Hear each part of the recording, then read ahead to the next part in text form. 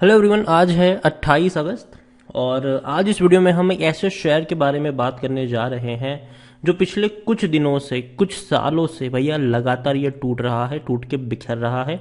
और प्रमोटर यहाँ पर देखने की कोशिश करे तो गेम खेल रहे हैं। तो वो शेयर कौन सा है उसके बारे में हम बात करें उससे पहले अगर आपने अभी तक चैनल को सब्सक्राइब नहीं किया है तो प्लीज़ अभी इसे सब्सक्राइब कर लीजिए, क्योंकि आगे भी बहुत सारे वीडियोस हैं जो आपको काफ़ी ज़्यादा हेल्प करेंगे। तो जिस कंपनी की हम बात कर रहे हैं वो बहुत ही नामी गिनामी कंपनी है, एक वक्त की बहुत ही बड़ी रेप्यूटेड कंपनी हुआ करती थी, निफ्टी 50 का हिस्सा हुआ करती थी ये कंपनी, और नाम है उसका जी एंटरटेनमेंट। 170 रुपये का शेयर है। पिछले एक महीने में अगर हम देखें तो लगातार ये टूट के बिखर रहा है। 15% की गिरावट है एक साल में। अगर देखें तो एक साल में जी एंटरटेनमेंट के शेयर में 18% की गिरावट है। और अगर आप देखें तो लगातार ये टूटा है, जब भी तेजी आई है उससे ज्यादा टूटा है। और देखिए, जब भी तेजी आई टूट गया, तेजी आई टूट गया। और एक चीज अगर आपको मैं बता दूं कि जब भी यहां पर तेजी आई है प्रमोटर ने बिकवाली करी है। 3 साल में ये शेयर 66% तक टूट चुका है और 510 रुपए के आसपास था। उससे पहले भी 600 रुपए से भी ऊपर ये शेयर ट्रेड कर चुका था। बड़ी रफ्तार थी। आप देखिए शेयर में 110 रुपए का शेयर लगातार दौड़ के 613 रुपए तक पहुंचा, लेकिन उसके बाद टूट के बिखर गया ये। अब दोबारा रिवाइव करने की कोशिश कर रहा है, लेकिन फिर भी चांसेस थोड़े कम ही नजर आते हैं यहाँ पर। मिड कैप शेयर है, 16,500 करोड़ के आसपास का मार्केट कैप है। एनएसई में 51 लाख से भी ज़्यादा का इसका वॉल्यूम है, ट्रेड है। यहाँ पर अगर हम बात करने जाए तो 30% का डिविडेंड पे करता है ये, मतलब 30 पैसे का डिविडेंड। तो सोचिए 170 रुपए का शेयर, हालांकि अभी तो 200 रुपए तक भी था, और वो 30 पैसे का आपको डिविडेंड पे कर रहा है। तो डिविडेंड कुछ खास तो पे कर ही नहीं रहा है, पहली चीज। दूसरी चीज अगर हम देखें जी एंटरटेनमेंट की, तो according to Moneycontrol user 60% लोग खरीदने की बात करें, 30% लोग बेचने की बात करें और 10% लोग यहाँ पर होल्ड करने की नसीहत आपको देते हुए नजर भी आ रहे हैं। जी एंटरटेनमेंट में देखा जाए तो रेवेन्यू डेफिनेटली इंक्रीज जरूर हुए हैं। 6,400 करोड़ के रेवेन्यू 7,700 करोड़ के हैं। प्रॉफिट अगर हम देखें तो प्रॉफिट में पूरा मामला पता चल रहा है। 2,200 करोड़ के प्रॉफिट्स लगातार टूट के बिखर रहे हैं और अभी 800 करोड़ का प्रॉफिट इन्होंने कमाया है। तो आप देखिए प्रॉफिट लगातार टूट रहे हैं, ठीक है। तो अच्छे प्रॉफिट पहली चीज तो यहां पर नजर नहीं आ रहे हैं। कंपनी अच्छा परफॉर्मेंस नहीं दिखा रही है। दूसरी ओर देखिए प्रॉब्लम क्या है, मैं आपको यहां पर समझाता हूं। उससे पहले अगर हम देखें तो डेफिनेटली इसकी जो करंट प्राइस है वो इसकी इंट्रिक वैल्यू से कम है, जो कि अच्छी बात है। लॉन्ग टर्म में बैंक एफडी से अच्छा रिटर्न दिया है। अब लॉन्ग टर्म भैया हम बहुत लंबे समय पीछे चले जाएंगे तो डेफिनेटली अच्छा रिटर्न देखने को मिल ही जाएगा। डिविडेंड तो उतना अच्छा पे नहीं करता है, जैसे कि मैंने कहा 30 पैसे का डिविडेंड पे करा। ये खरीदारी का अभी भी सही मौका है, क्योंकि शेयर अभी भी ओवरबोट जोन में नहीं है, लेकिन फिर भी मैं बाइंग के लिए रिकमेंड बिल्कुल भी नहीं करूंगा इस शेयर को। शेयर होल्डिंग पैटर्न की अगर हम बात करें तो देखिए यहां पर पूरा का पूरा गेम खेला जा रहा है।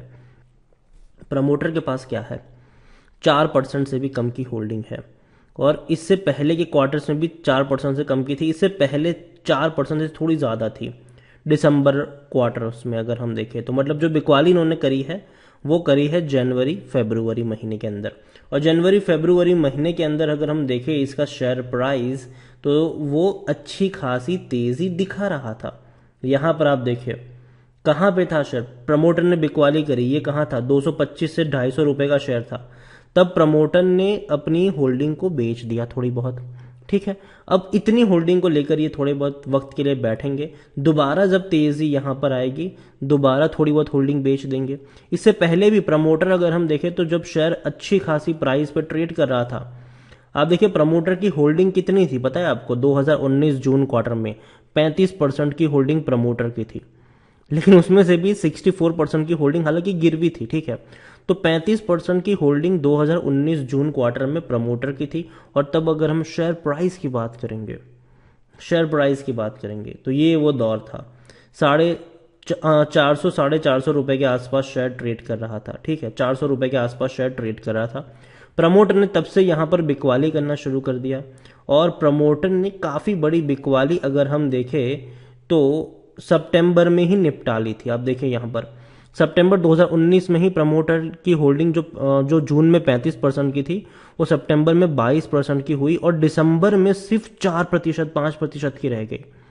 मतलब सितंबर, जून और सितंबर का जो क्वार्टर था उसमें यहाँ पर प्रमोटर ने लगातार बिकवाली करी, तब भी शेयर काफ़ी हाई प्राइस पे था, ठीक है, क्योंकि उसके बाद तो भैया गिरावट थी। प्रमोटर को अच्छा प्राइस मिल गया, बिकवाली करके निकल लिया प्रमोटर, और नीचे के लेवल पर फंस कौन गए? रिटेल इन्वेस्टर्स, ठीक है। हालांकि एफआईएल्स वाले भी फंसे हैं, क्योंकि प्रमोटर ने जो बिकवाली करी थी वो खरीदारी कौन कर रहे थे? प्रमोटर की बिकवाली में एफआईएल्स वाले खरीदारी कर रहे थे।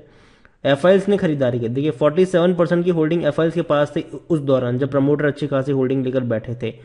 बाद में इनकी 67% की होल्डिंग हो गई, मतलब एफआईएल्स ने खरीदारी करी, प्रमोटर ने यहां पर बिकवाली कर ली। रिटेल इन्वेस्टर्स की अगर हम बात करें तो उनके पास जो अच्छी खासी होल्डिंग थी, पहले देखिए 18% की होल्डिंग थी, अभी 20% की होल्डिंग है, मतलब वो खरीदारी कर रहे हैं यहां पर।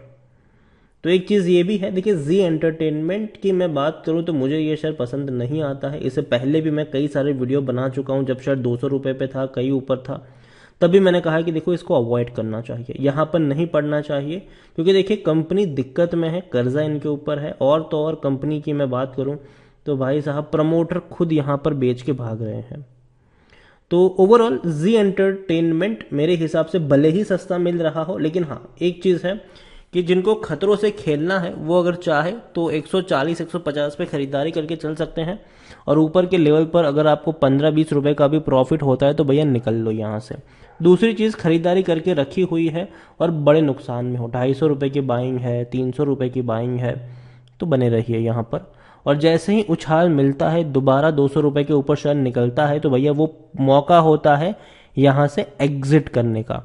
क्योंकि होता क्या है कि जब शेयर नीचे की तरफ टूटता है कोई खरीदता नहीं है, ठीक है, लेकिन जब भाग के 200 पे जाता है तब लगता है कि अच्छा अब तो इसने ब्रेकआउट दिखा दिया, अब यहाँ से 200 से 300 जाएगा, मैं यहीं पे बना रहूंगा, लेकिन ऐसा होता नहीं है, ठीक है। 210 तक पहुंचने के बाद दोबारा 150 का मुंह देखने को जरूर आता है, क्योंकि ये इस शेयर की खासियत रही है। तो इसीलिए मैं कहूँगा जी एंटरटेनमेंट अभी का लेवल मुझे लगता है कि खरीदारी करी है तो बेचने की ज़रूरत तो पहली चीज़ नहीं है, लेकिन 200 रुपये के ऊपर कभी भाव मिल जाता है तो फिर लालच करके बने रहने की भी ज़रूरत नहीं है, ठीक है, तब निकल लो यहाँ से। और दूसरी चीज़, खरीदारी नहीं करी है बहुत अच्छी बात है, कूदने की ज़रूरत नहीं है यहाँ पर कि अच्छा 200 तक जाने की संभावना है तो चलो हम अभी खरीद लेते हैं। जी नहीं, क्यों खरीद रहे हो इसको? अच्छे शेयर है वहां पे दाव लगाओ, वैसे भी बहुत महंगा शेयर है, क्यों खरीदना है इसको? बेहतर शेयर अच्छे आपको मिल रहे हैं जहां पर ये चीज गारंटीड है कि हाँ तेजी तो आ ही जाएगी यहाँ पर। तो जी जैसे शेयर में मेरे हिसाब से रिस्क तो नहीं लेना चाहिए, ठीक है, और मुझे नहीं लगता कि शेयर में उतना पोटेंशियल है। हालांकि हो सकता है फ्यूचर में कि चीज़ें बेहतर हो जाए और बड़ी रफ्तार की तरफ भागना शुरू कर दे, लेकिन जब ऐसा होगा डेफिनेटली मैं वीडियो बनाकर आपको अपडेट भी कर दूंगा कि अच्छा अब शायद ये हो सकता है, ये टर्न अराउंड हो सकता है, लेकिन अभी के लिए मुझे कोई टर्न अराउंड यहाँ पर देखने को नहीं मिल रहा है। वीडियो को यहीं पे एंड करूंगा, पसंद आया हो तो लाइक करो, शेयर करो, चैनल पर अगर पहली बार आए तो प्लीज सब्सक्राइब करें, और जी एंटरटेनमेंट एंटरप्राइज लिमिटेड के बारे में आप क्या सोचते हैं वो भी आप मुझे कमेंट में लिखकर बता सकते हैं। Thank you.